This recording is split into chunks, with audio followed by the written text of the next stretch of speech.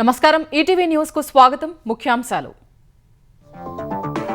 ఏపీలో నేడు పోలీసు ఉద్యోగాల వేడుక 5757 మంది కానిస్టేబుళ్లకు నియామక పత్రాలు అందించనున్న సీఎం చంద్రబాబు భారీ ఎత్తున ఏర్పాట్లు విశాఖలో ఇన్ఫోసిస్ శాశ్వత క్యాంపస్ ఎండాడ వద్ద 20 ఎకరాలు కేటాయించేందుకు ఏపీ సర్కారు నిర్ణయం ఈ నెలలో ఉత్తర్వులు మూసీ పునరుజ్జీవనంపై తెలంగాణ ప్రభుత్వం కసరత్తు ముమ్మరం ఉగాదికి తొలిదశ పనులు చేపట్టేందుకు సన్నాహాలు నెలాఖరుకు సిద్ధం కానున్న డిపిఆర్ తెలంగాణలో మూడో దశ గ్రామ పోరుకు సర్వం సిద్ధం రేపు 3752 సర్పంచ్ స్థానాలకు పోలింగ్ అత్యధిక స్థానాలపై గురిపెట్టిన కాంగ్రెస్ జోర్దాన్ రాజుతో ప్రధాని మోదీ ద్వైపాక్షిక చర్చలు వివిధ రంగాల్లో మరింత సహకారం పెరగాలని ఇరు దేశాల తీర్మానం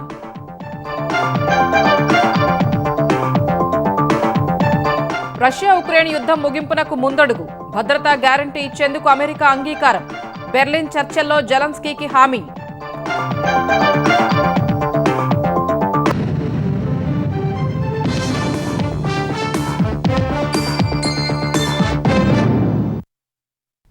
ఆంధ్రప్రదేశ్లో కానిస్టేబుల్ ఉద్యోగాలకు ఎంపికైన అభ్యర్థులకు ముఖ్యమంత్రి చంద్రబాబు నాయుడు ఇవాళ నియామక పత్రాలు అందజేయనున్నారు ఈ కార్యక్రమాన్ని ఓ పండుగలా నిర్వహించేందుకు మంగళగిరి ఏపీఎస్పీ 6వ బెటాలియన్ పరేడ్ మైదానంలో ప్రభుత్వం భారీ ఏర్పాట్లు చేసింది కొత్తగా ఎంపికైన 5757 మంది కానిస్టేబుళ్లు వారి కుటుంబ సభ్యులు కలిపి 17,000 మందికి పైగా హాజరు కానున్నారు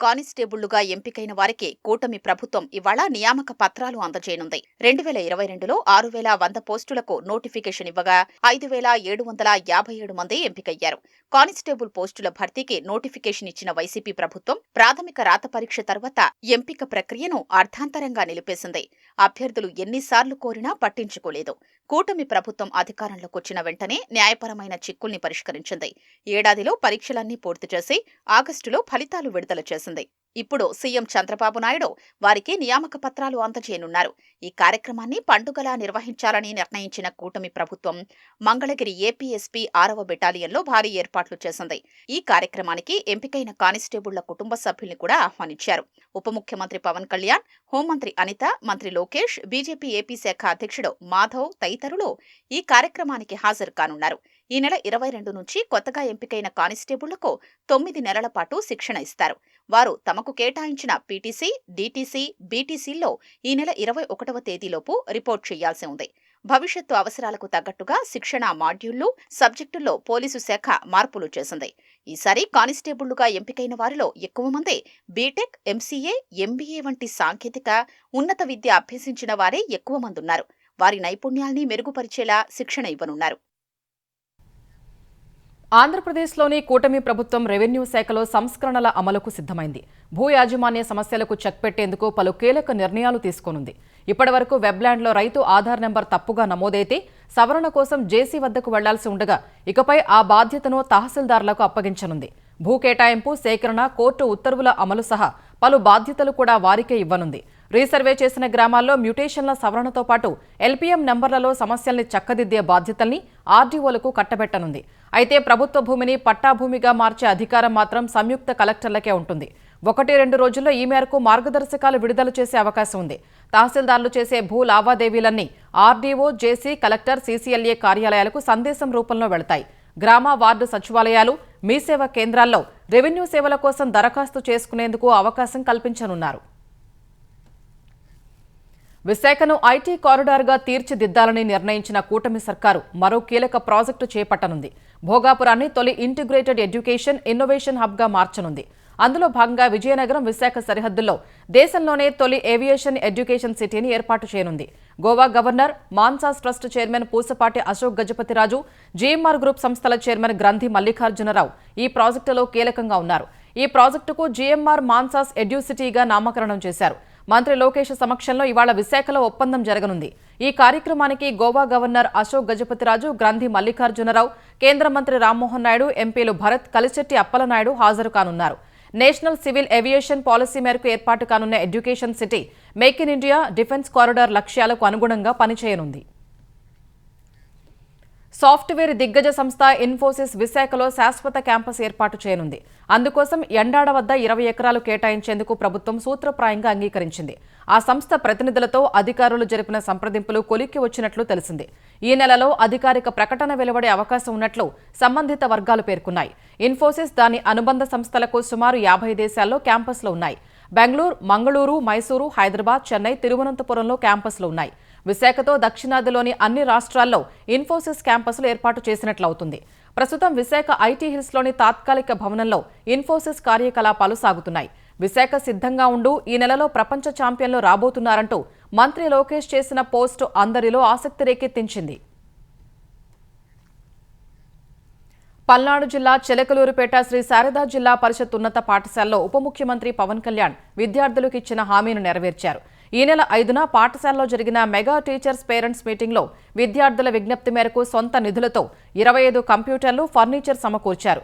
లైబ్రరీ, కంప్యూటర్ ల్యాబ్ను ఎమ్మెల్యే ప్రత్తిపాటి పుల్లారావు, పంచాయతీరాజ్ శాఖ కమిషనర్, కలెక్టర్ ప్రారంభించారు. 10 రోజుల్లో ఇచ్చిన హామీని అమలు చేశారంటూ ఉప ముఖ్యమంత్రి పవన్ కళ్యాణ్ను వారు ప్రశంసించారు. 25 లక్షల వ్యయంతో పాఠశాల అభివృద్ధి కార్యక్రమాలు చేపట్టడం ఆయన సేవా దృక్పథానికి నిదర్శనమని కొనియాడారు. విద్యార్థులు కూడా ఉప ముఖ్యమంత్రి పవన్ కళ్యాణ్కు కృతజ్ఞతలు తెలిపారు. తెలంగాణ ప్రభుత్వం అత్యంత ప్రతిష్టాత్మకంగా భావిస్తున్న మూసీ పునరుజ్జీవ పనులు వచ్చే ఏడాది ఉగాది నుంచి మొదలయ్యే అవకాశం ఉంది. తెలుగు సంవత్సరాది నాడు పనులకు శ్రీకారం చుట్టి వీలైనంత త్వరగా మొదటి దశ పూర్తి చేయాలని సర్కారు భావిస్తోంది. ఇందుకోసం భూసేకరణ ప్రయత్నాలు ముమ్మరంగా సాగుతుండగా అత్యంత కీలకమైన నిధుల లభ్యత దాదాపు కొలిక్కి వచ్చింది. రుణం ఇచ్చేందుకు ఏషియన్ డెవలప్మెంట్ బ్యాంక్ ఏడీబీ ఇప్పటికే సంసిద్ధత వ్యక్తం చేసింది. మూసీ నది పునరుజ్జీవంపై ముఖ్యమంత్రి రేవంత్ రెడ్డి ప్రత్యేక దృష్టి సారించారు. అధికారుల్ని దక్షిణ కొరియా, జపాన్కు పంపి అక్కడ ఈ తరహాలో చేపట్టిన పనులపై అధ్యయనం చేయించారు. తెలంగాణ రైజింగ్ విజన్ 2047లోనూ మూసీ పునరుజ్జీవనం అంశాన్ని చేర్చారు. నది పొడవునా వ్యాపార సముదాయాలు, వాహ్యాళి కేంద్రాల్ని అభివృద్ధి చేయాలని, మూసీలో నిత్యం మంచినీరు ప్రవహించేలా చూడాలని వ్యూహం రచిస్తున్నారు. హెచ్ఎండిఏ పరిధిలో 55 కిలోమీటర్ల మేరకు మూసీ దశ మార్చాలని నిర్ణయించిన ప్రభుత్వం మొదటి విడతలో 9 కిలోమీటర్ల పరిధిలో పనులు చేపట్టనుంది. ఈ మేరకు డీపీఆర్ను ఈ నెలాఖరు కల్లా సిద్ధం చేయనున్నారు. ఆ తరువాత పనులకు సంబంధించి అధికారికంగా అంచనాలు రూపొందించనున్నారు. మొదటి దశలో లంగర్ హౌస్లోని బాపుఘాట్ వద్ద ప్రపంచంలోనే ఎత్తైన మహాత్మాగాంధీ విగ్రహం ఏర్పాటు చేయనున్నారు. గాంధీ బోధనలతో మ్యూజియం, వివిధ మతాల ప్రార్థనా మందిరాలు, మూసీని ఆనుకుని రవాణా సాగించేలా రహదారి నిర్మాణం వంటి పనులు చేపడతారు. ఇందుకోసం రక్షణ శాఖ నుంచి దాదాపు 250 ఎకరాల భూమి సేకరించాల్సి ఉండడంతో ముఖ్యమంత్రి రేవంత్ రెడ్డి స్వయంగా కేంద్రంతో సంప్రదింపులు జరుపుతున్నారు. కొన్ని ప్రైవేటు భవనాల్ని స్వాధీనం చేసుకుని నిర్వాసితులకు పునరావాసం కల్పించనున్నారు. డీపీఆర్లో వాటిని చేర్చనున్నారు. డీపీఆర్ సిద్ధం కాగానే వ్యయంపై అంచనాలు రూపొందించి ప్రభుత్వానికి పంపుతారు. సర్కారు ఆమోదం తర్వాత రుణ సేకరణ ప్రయత్నాలు మొదలవుతాయి. మొదటి దశ పనులకు దాదాపు 4100 కోట్లు వ్యయమవుతుందని అంచనా వేయగా ఆ మొత్తం రుణంగా ఇచ్చేందుకు ఏడీబీ ఇప్పటికే ఆమోదం తెలిపింది. తెలంగాణ ప్రభుత్వం నుంచి ప్రతిపాదనలు అందగానే రుణం మంజూరవుతుందంటున్నారు. ఈ ప్రక్రియ ఫిబ్రవరి చివరి నాటికి పూర్తవుతుందని, ఆ తర్వాత టెండర్లు పిలవనున్నట్లు అధికారులు చెప్తున్నారు.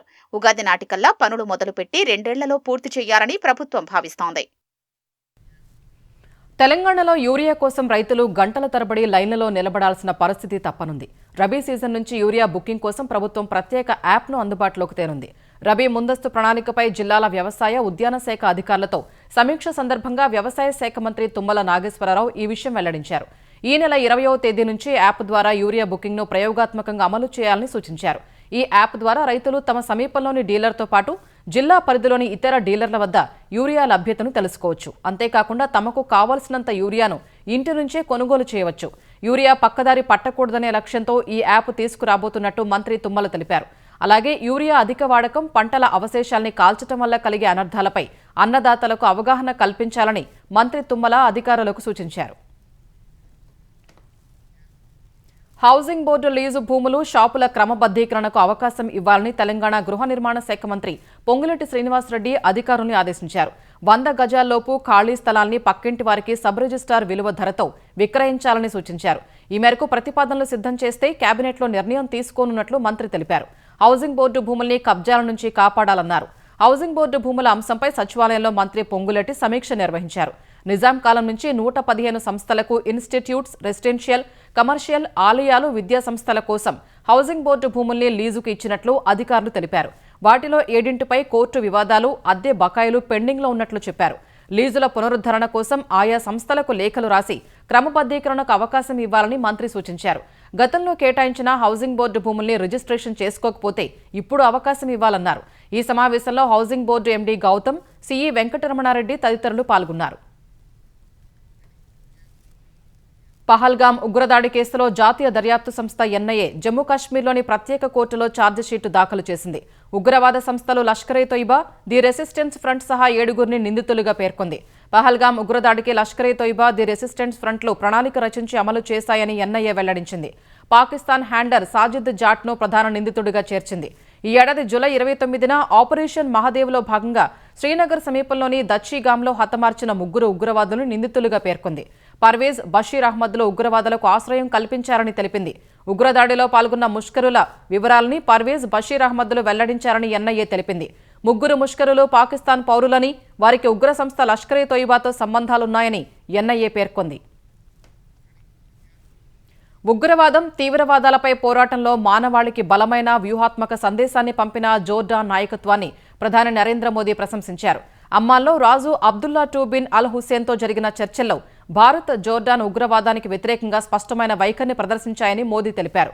గతంలో జరిపిన చర్చలు కూడా ఉగ్రవాదాన్ని ఎదుర్కోవడంపైనే దృష్టి సారించినట్లు గుర్తు చేసుకున్నారు. గాజా అంశంపైన జోర్డాన్ వెంటనే స్పందించినట్లు ప్రధాని మోదీ ప్రశంసించారు. 8 అంశాలపై సంబంధాలు బలోపేతం చేసుకోవాలని నిర్ణయించినట్లు తెలిపారు. వాణిజ్యం, ఆర్థిక సహకారం, వ్యవసాయం, ఎరువులు, ఐటీ, ఆరోగ్య సంరక్షణ, మౌలిక సదుపాయాలు, అరుదైన ఖనిజాలు, పౌర అణు సహకారం, ఇరు దేశాల ప్రజల మధ్య సంబంధాలు అందులో ఉన్నాయన్నారు. ఇరు దేశాల మధ్య దశాబ్దాల నాటి స్నేహం, పరస్పర గౌరవం, ఉత్పాదక సహకారానికి ప్రధాని మోదీ పర్యటన నిదర్శనమని జోర్డాన్ రాజు అబ్దుల్లా II అన్నారు.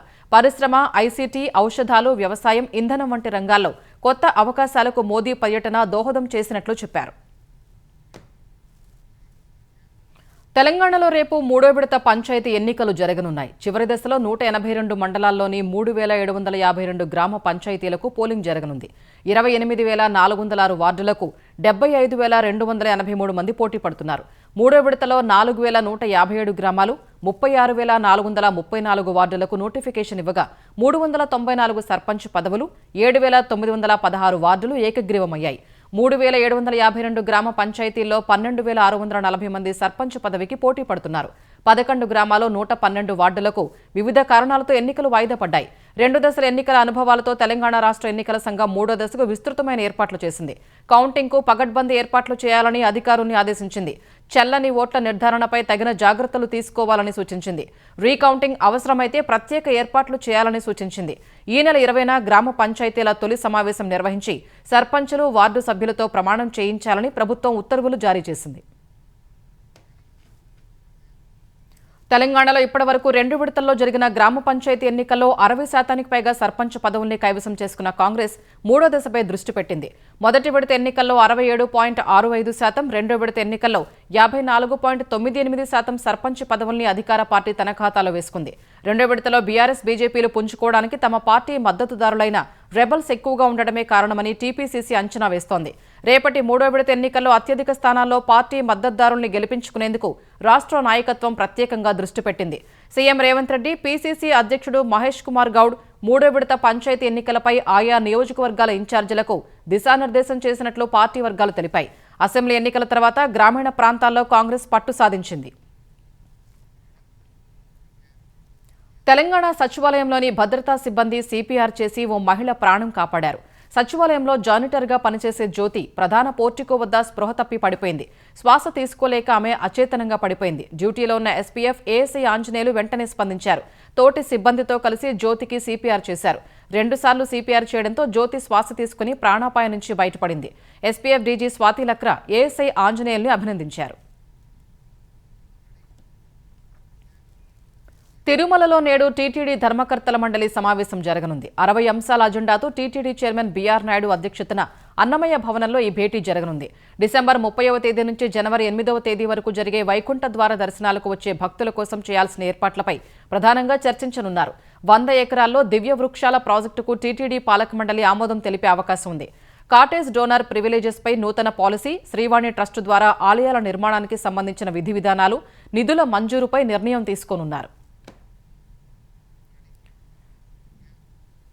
ఏపీపీఎస్సీ నిర్వహించి గ్రూప్ 1 ప్రధాన పరీక్ష జవాబు పత్రాల్ని మంగళగిరి సమీపంలోని హైలాండ్ రిసార్ట్లో మూల్యాంకనం చేసినట్లు హైకోర్టు విశ్రాంత న్యాయమూర్తి జస్టిస్ కేజీ శంకర్ నేతృత్వంలోని స్వతంత్ర కమిటీ తేల్చింది. ఓఎంఆర్ షీట్లపై మార్కులు వేసినట్లు పేర్కొంది. ఈ మేరకు హైకోర్టుకు నివేదిక సమర్పించింది. మూల్యాంకనంలో జరిగిన అక్రమాలపై దాఖలైన అప్పీళ్లపై మళ్లీ విచారణ జరపాలని ధర్మాసనం నిర్ణయించింది. గతంలో వాదనలు ముగిసి తీర్పును రిజర్వు చేసిన ధర్మాసనం ఉద్యోగాలు పొందిన కొందరు అభ్యర్థులు తిరిగి విచారణ జరపాలని వేసిన అనుబంధ పిటిషన్ను అనుమతించింది. హైకోర్టు న్యాయమూర్తులు జస్టిస్ భట్టు దేవానంద్, జస్టిస్ హరిహరనాథ శర్మతో కూడిన ధర్మాసనం తదుపరి విచారణను ఈ నెల 29కి వాయిదా వేసింది. 2018 నాటి నోటిఫికేషన్ ఆధారంగా నిర్వహించిన గ్రూప్ 1 ప్రధాన పరీక్ష జవాబు పత్రాల మాన్యువల్ మూల్యాంకనంలో అక్రమాలు జరిగాయంటూ పరీక్ష రద్దు చేసి మళ్లీ నిర్వహించాలని ఏకసభ్య ధర్మాసనం 2024 మార్చి 13న తీర్పిచ్చింది. కడప జిల్లా బద్వేలుకు చెందిన వైసీపీ సోషల్ మీడియా కార్యకర్త శ్రీనివాసులు రెడ్డిని పోలీసులు అదుపులోకి తీసుకున్నారు. కువైట్ నుంచి వచ్చిన అతన్ని శంషాబాద్ విమానాశ్రయంలో అదుపులోకి తీసుకుని కడపకు తరలించారు. ఏపీలో శ్రీనివాసులపై 21కి పైగానే సోషల్ మీడియా కేసులు నమోదైనట్లు పోలీసులు తెలిపారు. చంద్రబాబు, లోకేష్, పవన్ కళ్యాణ్తో పాటు వారి కుటుంబ సభ్యులపై అసభ్యకరంగా సామాజిక మాధ్యమాల్లో పోస్టులు పెట్టినట్లు చెప్పారు. ఎన్నికల తర్వాత కువైట్కు పారిపోయిన శ్రీనివాసులు అక్కడి నుంచే పోస్టులు పెడుతున్నట్లు పోలీసులు తెలిపారు. ఇవాళ కోర్టులో హాజరుపరచనున్నట్లు చెప్పారు.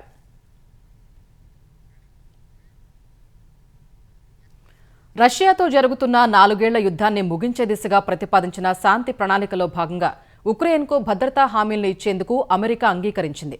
ప్రతిపాదిత భద్రతా హామీలను ఉక్రెయిన్కు సమర్పించినట్లు సమాచారం. అయితే అవి ఏంటన్న వివరాలు వెల్లడించలేదు. ఈ వారాంతంలో మయోమి లేదా అమెరికాలోని ఇతర చోట్ల మరోసారి చర్చలు జరపనున్నట్లు బెర్లిన్ వేదికగా ఉక్రెయిన్ అధ్యక్షుడు జెలెన్స్కీతో జరిగిన భేటీ తర్వాత అమెరికా అధికారులు తెలిపారు. డాన్బాస్ ప్రాంతాన్ని అప్పగించాలన్న మాస్కో డిమాండ్పై అభిప్రాయ భేదాలు తగ్గాయని వివరించారు. మధ్యవర్తులు, ఐరోపా నేతలతో ట్రంప్ విందులో పాల్గొన్న సందర్భంలో ఈ ప్రకటన వెలువడింది.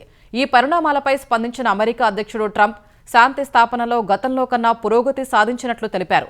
ఐరోపా నుంచి తమకు మద్దతుందన్నారు. భద్రతా హామీ ఒప్పందాన్ని సెనెట్ 3/2 మెజారిటీతో ఆమోదించాల్సి ఉంటుందని అమెరికా అధికారులు తెలిపారు.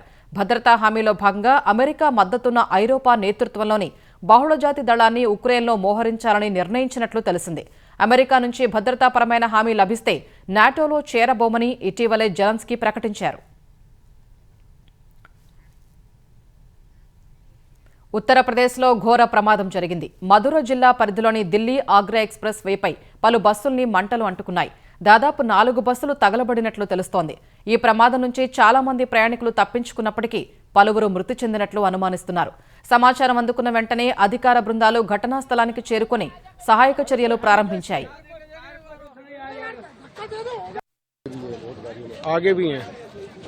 आदमी बच जाए यार, बाकी तो नुकसान तो नहीं, फट गया टायर तो फटे थे अभी।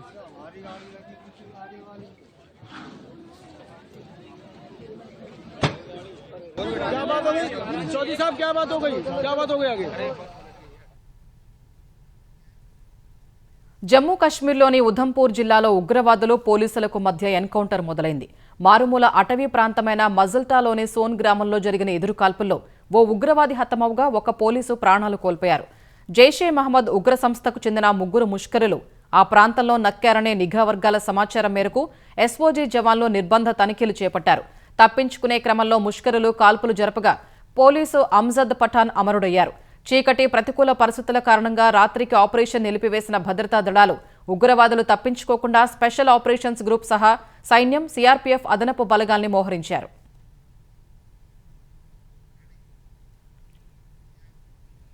బీహార్ సీఎం నితీష్ కుమార్ తీరుపై విమర్శలు వ్యక్తమవుతున్నాయి. పట్నాలో వైద్యులకు ఆయుష్ సర్టిఫికేట్లు అందజేసే కార్యక్రమంలో మహిళా వైద్యురాలి ముఖంపై ఉన్న హిజాబ్ను నితీష్ కుమార్ కిందకు లాగారు. హిజాబ్ తొలగించాలని వైద్యురాలికి సైగ చేసిన నితీష్ ఆమె స్పందించకపోవడంతో ఇంత పని చేశారు. ఈ క్రమంలో వేదికపై ఉన్న పలువురు నవ్వగా ఉప ముఖ్యమంత్రి సామ్రాట్ చౌదరి నితీష్ను ఆపేందుకు ప్రయత్నించారు. సీఎం నితీష్ కుమార్ తీరుపై విపక్షాలు మండిపడ్డాయి. ఆయన రాజీనామాకు కాంగ్రెస్ డిమాండ్ చేసింది. సీఎం మానసిక ఆరోగ్యంపై అనుమానం వ్యక్తం చేసిన ఆర్జేడీ మహిళల పట్ల ప్రభుత్వ వైఖరికి ఈ ఘటన నిదర్శనమని మండిపడింది. ఉన్నత పదవిలో ఉన్న వ్యక్తే ఇలాంటి చర్యలకు పాల్పడితే బీహార్లో మహిళలు ఎలా సురక్షితంగా ఉంటారని ప్రశ్నించింది. आदित्य कुमार सिंह आदित्य कुमार सिंह आदित्य कुमार सिंह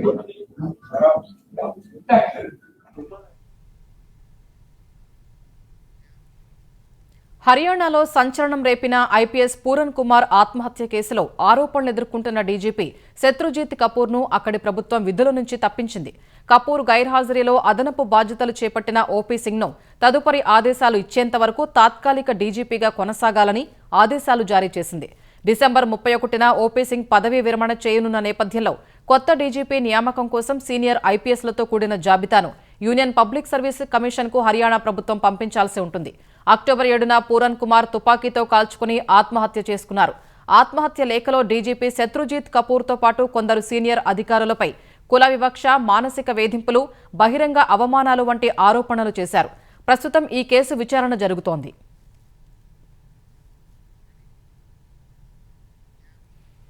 దేశ రాజధాని ఢిల్లీలో వాయు కాలుష్యం తీవ్ర రూపం దాల్చిన నేపథ్యంలో అక్కడి ప్రభుత్వం కీలక నిర్ణయం తీసుకుంది.